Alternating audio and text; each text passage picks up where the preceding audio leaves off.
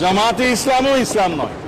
জামাত ইসলামী কোন ইসলামী দল নয়, এমন কথা পৃথিবীতে কোন আজ পর্যন্ত বলতে পারে না। আমরা ইসলামী আন্দোলন করি জাহান্নামে যাওয়ার জন্য নয়, কারো কাছ থেকে সার্টিফিকেট গ্রহণ করে জামাত ইসলামীর ইসলামী আন্দোলন করতে হবে এমন কাঙ্গালি বনা জামাতের হয় না। কাজে আপনি আপনার বক্তব্যের মধ্য দিয়ে আপনি ভারতের দালাল।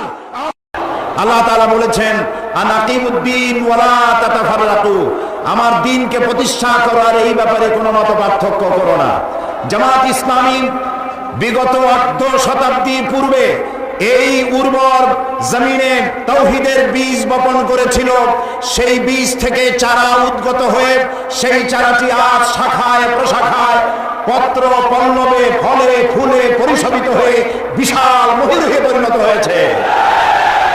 এই জামাত ইসলামের একজন নগণ্য কর্মী হিসেবে আমি নিজেকে ধন্য মনে করি, আল্লাহর শুকরিয়া আদায় করি।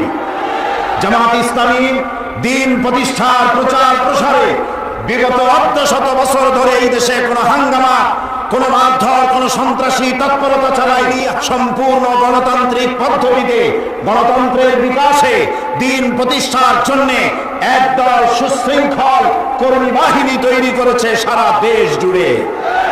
এই সুশৃঙ্খল কর্মী বাহিনী এবং জামাতের মজবুত সংগঠন বাম এবং রামপন্থীদের ভিতকে কলিজাকে প্রকম্পিত করে দিয়েছে। তাই তারা আজ লেগেছে জামাতের পেছনে। জামাত ইসলামী বিগত 4 বছর 3 মাস সরকারের অংশীদার থেকে অংশীদারিত্ব গ্রহণ করে এই সরকারের সাথে থেকে রাজনীতির চর্চা, গণতন্ত্রের বিকাশের জন্য বিশ্বস্ততার সাথে কাজ করে যাচ্ছে। জামাত ইসলামী মাওলানা মওদুদীর সাথে মতবিরোধ থাকতে পারে, কিন্তু জামাত ইসলামী কোন ইসলামী দল নয়, এমন কথা পৃথিবীতে কোন আজ পর্যন্ত বলতে পারে না। আমরা ইসলামী আন্দোলন করি জাহান্নামে যাওয়ার জন্য নয়, কারো কাছ থেকে সার্টিফিকেট গ্রহণ করে জামাত ইসলামীর ইসলামী আন্দোলন করতে হবে এমন কাঙ্গালি বনা জামাতের হয় না।